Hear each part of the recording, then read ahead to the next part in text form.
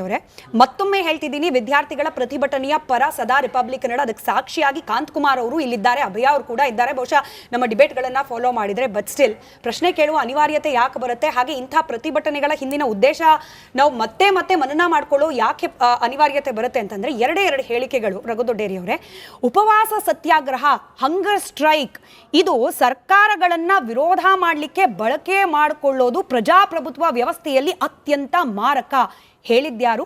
2011ನೇ ಇಸ್ವಿಯಲ್ಲಿ ರಾಹುಲ್ ಗಾಂಧಿ ಅವರು. ಇನ್ನೂ ಸ್ವಲ್ಪ ಹಿಂದೆ ಹೋಗೋಣ ಸರ್.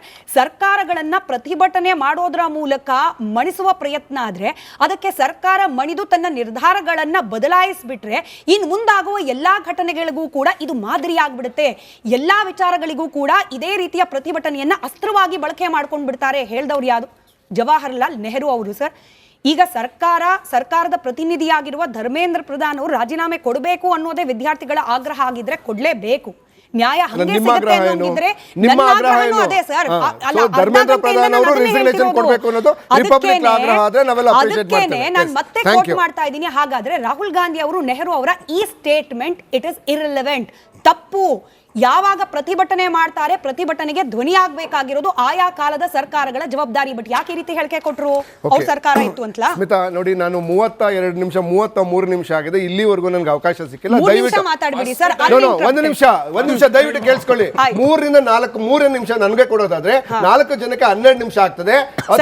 ಕೇಳಿಸ್ಕೊಳ್ಳಿ. ಅಲ್ಲ, ನೀವು ಆತರ ಏನಾದ್ರು ನೀವು ರಿಸ್ಟ್ರಿಕ್ಟ್ ಮಾಡಿ 3 ನಿಮಿಷ ಕೇಳಿಸ್ಕೊಳ್ಳಿ ಪ್ಲೀಸ್. 3 ನಿಮಿಷ ನೀವು ಮಾತಾಡಿ. 1 ನಿಮಿಷ 10 ಸೆಕೆಂಡ್ ಅಲ್ಲಿ ಏನೂ ಆಗೋದಿಲ್ಲ. ನೀವು 3 ನಿಮಿಷ ನೀವು ಬರೇ 3 ನಿಮಿಷ ಆಗೋದ್ರೆ ನಾನು ಮಾತಾಡೋದಿಲ್ಲ. ನಾನು ವಾಕೌಟ್ ಆಗ್ತೇನೆ. ಕೇಳಿಸ್ಕೊಳ್ಳಿ, ವಾಕೌಟ್ ಆಗ್ತೇನೆ. 5 ನಿಮಿಷ ದಯವಿಟ್ಟು ಯಾರು ಮಾತಾಡಬೇಡಿ ಪ್ಲೀಸ್.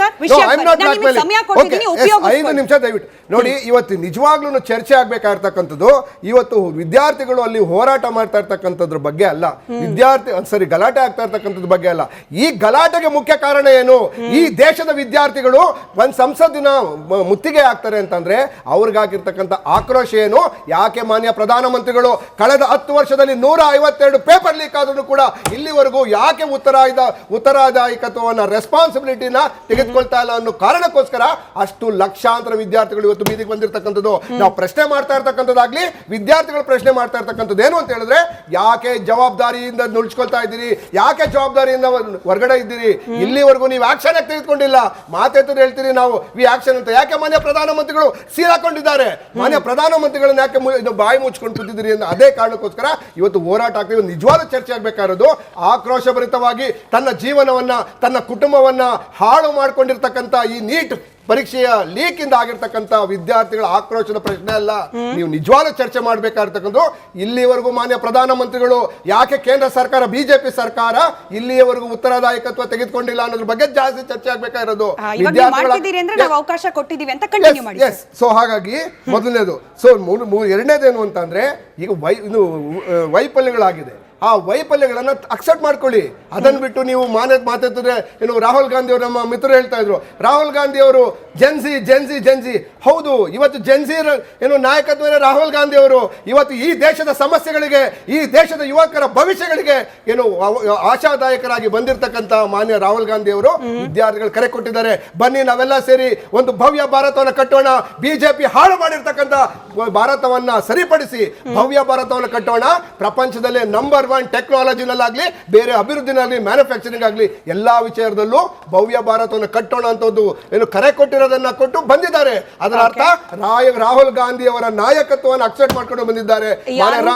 ಪ್ಲೀಸ್, ಯಾರು ಯುವಕರು ಈ ದೇಶದ ಯುವಕರು ಅಲ್ಲ, ಈ ದೇಶದಲ್ಲಿರ್ತಕ್ಕಂಥ ಪ್ರತಿಭಟನೆ ಜೊತೆಗೆ ಎಲ್ಲರೂ ಸಪೋರ್ಟ್ ಮಾಡ್ತಾ ಇರ್ತಕ್ಕಂಥ ಎಲ್ಲಾ ವಿದ್ಯಾರ್ಥಿಗಳು ಯುವಕರು. ಮಾನ್ಯ ಪ್ರಧಾನಮಂತ್ರಿಗಳ ಗ್ರಾಫ್ ಕೆಳಗಡೆ ಬಿದ್ದಿದೆ.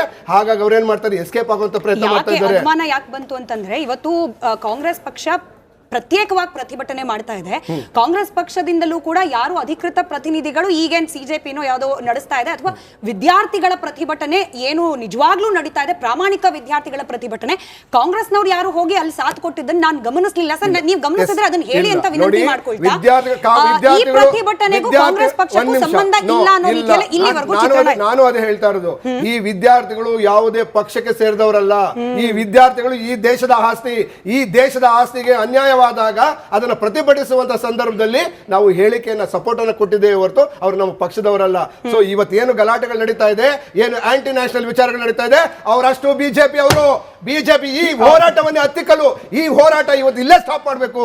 ಈ ಹೋರಾಟ ಏನೇನು ಮುಂದುವರೆದ್ರೆ ಈ ಕೇಂದ್ರ ಸರ್ಕಾರದ ಬುಡಕ್ಕೆ ಬರುತ್ತೆ, ಮಾನ್ಯ ಪ್ರಧಾನಮಂತ್ರಿಗಳ ಬುಡಕ್ಕೆ ಬರುತ್ತೆ ಅಂತೇಳಿ ಹತ್ತಿಕ್ಕುವಂತ ಕೆಲಸಕ್ಕೆ ಈ ಕೆಲಸವನ್ನ ಸ್ಟಾಪ್ ಮಾಡಿ ಗಲಾಟೆ ಮಾಡಿಸಿ ಹೇಗಾದ್ರೂ ಮಾಡಿ ಒಂದು ಗೋಲಿಬಾರನ್ನ ಮಾಡಿ ಈ ಹುಡುಗರು ವಿದ್ಯಾರ್ಥಿಗಳಿದ್ದಾರೆ ಎದುರಿಸುವಂತ ಕೆಲಸ ಮಾಡ್ತಾ ಇದ್ದಾರೆ. ಈ ವಿದ್ಯಾರ್ಥಿಗಳು ಈ ದೇಶದ ಏನು ಸ್ವತ್ತಾಗಿದ್ದಾರೆ, ಈ ದೇಶದ ಆಸ್ತಿ ಆಗಿರ್ತಕ್ಕಂಥ ವಿದ್ಯಾರ್ಥಿಗಳು ಯಾರೂ ಕೂಡ ಈ ಹೋರಾಟ ಇಲ್ಲಿಗೆ ನಿಲ್ಲುವುದಿಲ್ಲ.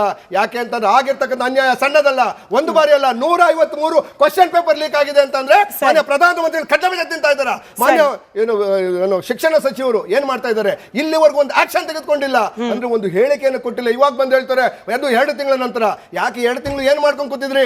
May 3 ಪೇಪರ್ ಲೀಕ್ ಆಯ್ತು, ಇವತ್ತು ಆಲ್ರೆಡಿ July 20th, ಅಂದ್ರೆ ಸರಿಸುಮಾರು 2.5 ತಿಂಗಳ ನಂತರ ನೀವು ಕರೆದನ್ನು ಯಾರೋ ಮಾತಾಡ್ತೀರಾ ಅಂದ್ರೆ ಈ ಮೂಲ ಉದ್ದೇಶ ಏನು ಅಂದ್ರೆ ಈ ದೇಶದಲ್ಲಿ ಏನಾದ್ರೂ ಮಕ್ಕಳ ಜೀವನವನ್ನ ಹಾಳು ಮಾಡಬೇಕು, ವಿದ್ಯಾರ್ಥಿಗಳ ಭವಿಷ್ಯನ ಹಾಳು ಮಾಡಬೇಕು ಅಂತ ಹೇಳಿ ಮಾಡ್ತಾ ಇರ್ತಕ್ಕಂಥ ನಿಮ್ಮ ಬಿಜೆಪಿ ಅವರಿಗೆ ಪೇಪರ್ ಲೀಕ್ ಮಾಡಿ, ನಿಮ್ಮವರೇ ನಿಮ್ಮ ಇನ್ಸ್ಟಿಟ್ಯೂಷನ್ ಗಳಿಗೆ ಲೀಕ್ ಮಾಡಿ, ಈ ಸೀಕ್ರೆಟ್ ಟ್ಯೂಷನ್ ಅಂತ ಇದೆ, ಈ ಸೀಕ್ರೆಟ್ ಟ್ಯೂಷನ್ಸ್ ಗಳಿಗೆ ಈ ದೇಶದಲ್ಲಿ ಇರ್ತಕ್ಕಂಥ ಸೀಕ್ರೆಟ್ ಟ್ಯೂಷನ್ ಸೀಕ್ರೆಟ್ ಪಾಠಕ್ಕೆ ಏನು ಮಾರಕವಾಗಿರ್ತಕ್ಕಂಥ ಬಿಜೆಪಿ ದೇಶದ ಮಕ್ಕಳ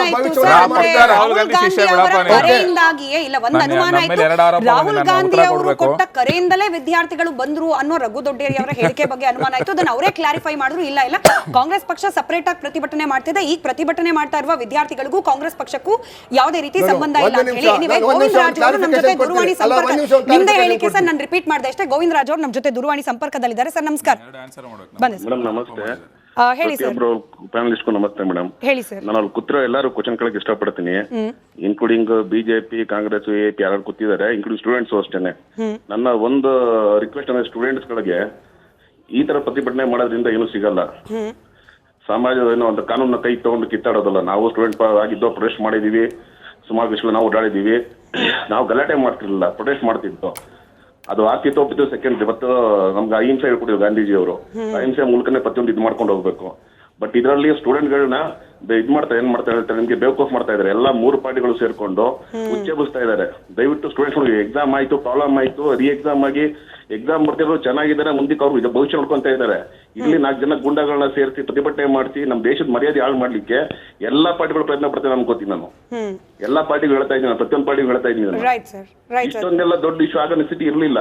ನೀವು ಎಎಪಿ ಅವ್ರು ಮಾಡ್ತಾ ಇದಾರೆ ಅಲ್ಲಿ ಕುತ್ಕೊಂಡು. ಪಂಜಾಬ್ ಅಲ್ಲಿ ಸ್ಟೂಡೆಂಟ್ಸ್ ಏನ್ ಮಾಡ್ತಾರೆ ಜೂನ್ ಅಲ್ಲಿ, ಕಾಂಗ್ರೆಸ್ ಅವ್ರು ಏನ್ ಮಾಡಿದ್ರು ಕೇರಳಲ್ಲಿ, ಬಿಜೆಪಿ ಏನ್ ಮಾಡ್ತಾರೆ ಇವಾಗ ಇಲ್ಲಿ ಕುತ್ಕೊಂಡು ಮಾತಾಡಕ್ಕೆ ಏನಾಗಿತ್ತು ಮೇಡಮ್? Right sir, correct.